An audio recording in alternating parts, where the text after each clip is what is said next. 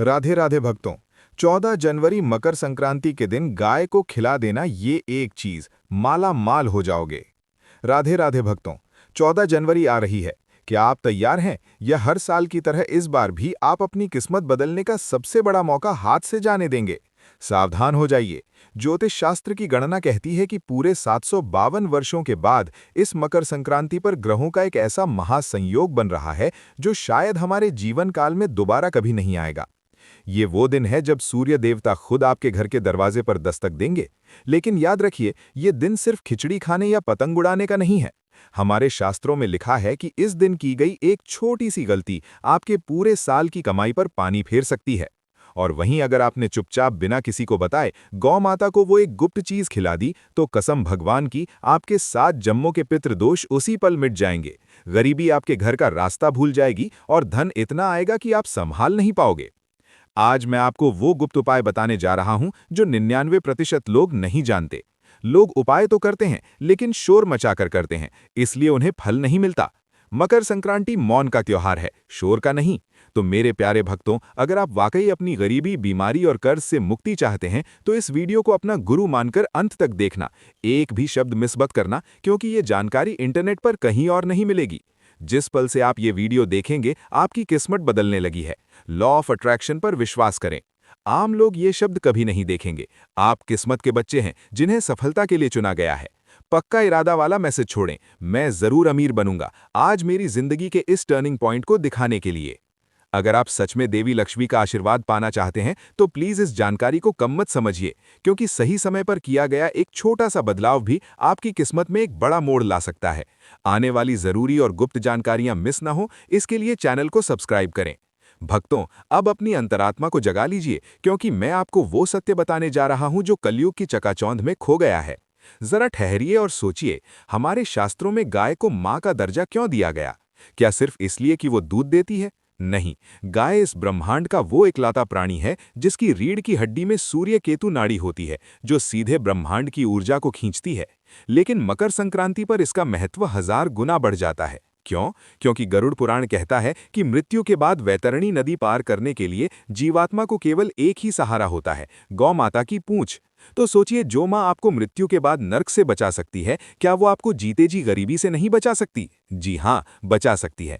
लेकिन आज के लोग गाय को सिर्फ एक पशु समझते हैं। वे गौशाला जाते हैं, चारा फेंकते हैं और चले जाते हैं। ये दान है, उपाय नहीं। असली रहस्य तो गौमाता की जीभ में छिपा है। ध्यान से सुनिए, ये बहुत गुप्त बात है। जब आप मकर संक्रांति के दिन वो गुप्त सामग्री अपनी हथेली पर रखकर गौमाता को खिलाते हैं, तो एक दैवीय घटना घटती है। गौमाता की जीभ में वरुण देव का वास होता है। जैसे ही उनकी खुरदुरी जीभ आपकी हथेली की रेखाओं को चाटती है, स्पर्श करती है, जो हमारा उसी क्षण आपकी किस्मत की वो उलझी हुई लकीरें, जो आपको सालों से दरिद्र बनाए हुए थीं, वो सुलझने लगती हैं। वो स्पर्श साधारण नहीं है।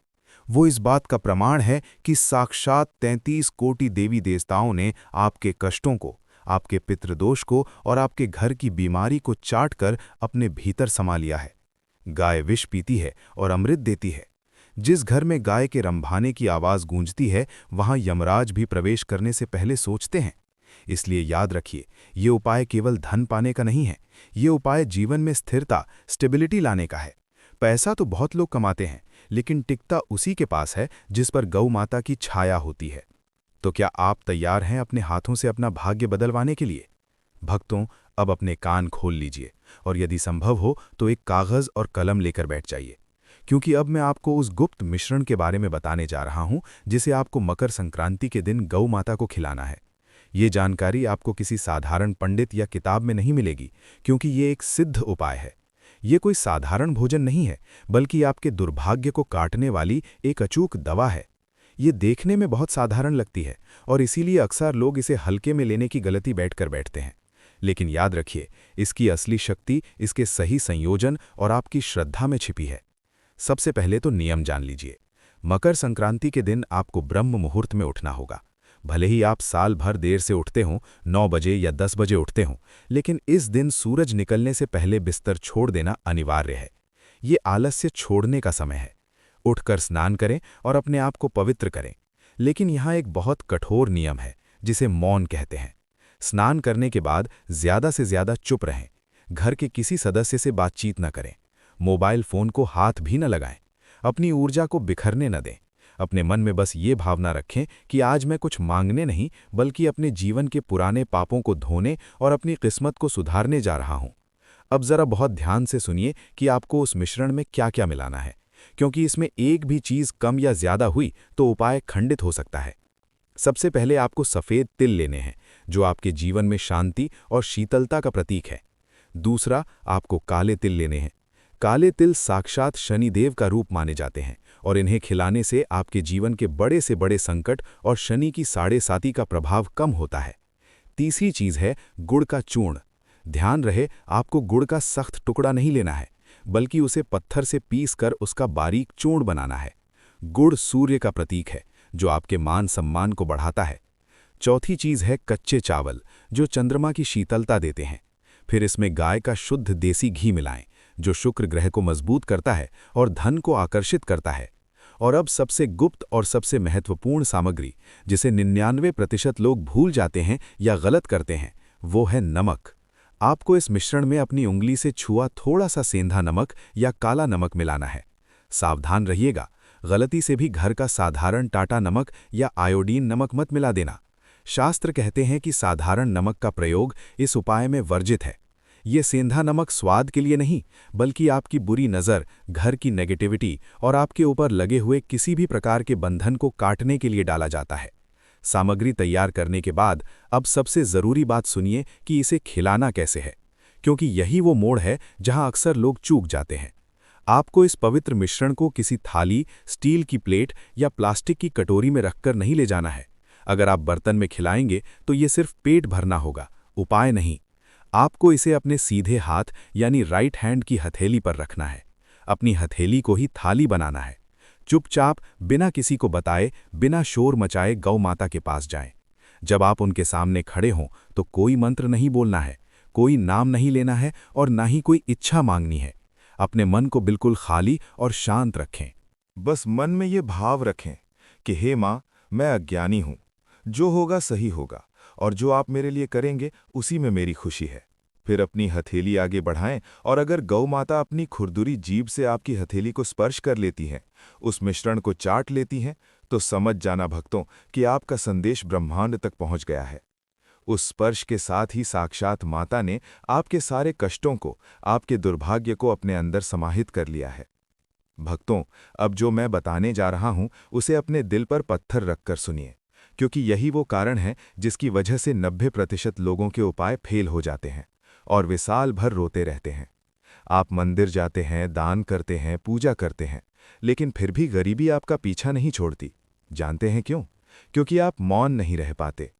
शास्त्र चीख चीख कर कहते हैं कि मकर संक्रांति पर प्रकृति सुनती है, लेकिन वो शोर नहीं सुनती, वो दिखावा नहीं देखती। मकर संक्रांति का पर्व सिर्फ भावनाओं और मौन कर्मों को पहचानने का पर्व है।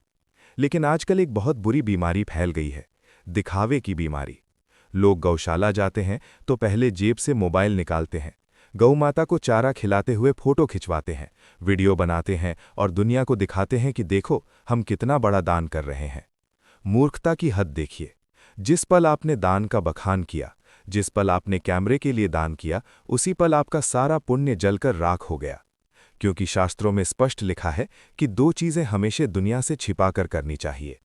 पहला अपना दान और दूसरा अपना पूजा पाठ। ये गुप्त चीज़ जितनी छुपी हुई रहेगी उतना ही गहरा और जल्दी फल आपको मिलेगा।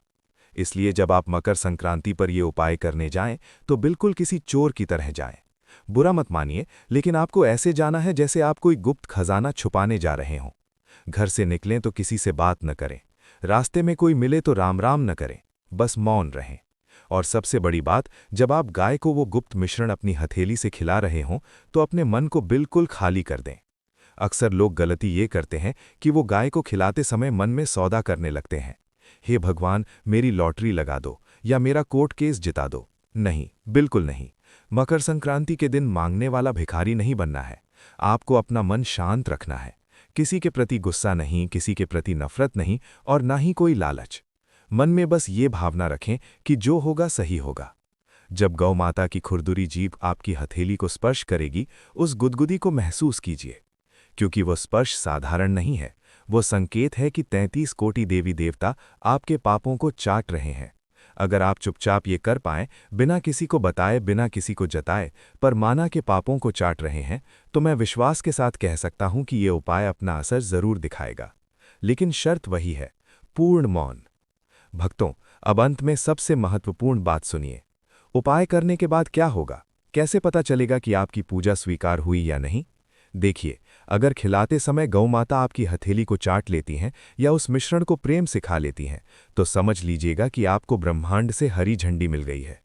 इसका मतलब है कि माता ने आपके दुर्भाग्य को स्वीकार कर लिया है और उसे नष्ट कर दिया है। लेकिन एक बात का ध्यान रखना, यहां पर दांत दुर्भाग्य लोग स्वीकार कर लिया है। एक, ब्रह्मांड से हरी झंडी मिल गई है। मैं आपको झूठे सपने नहीं दिखाऊंगा।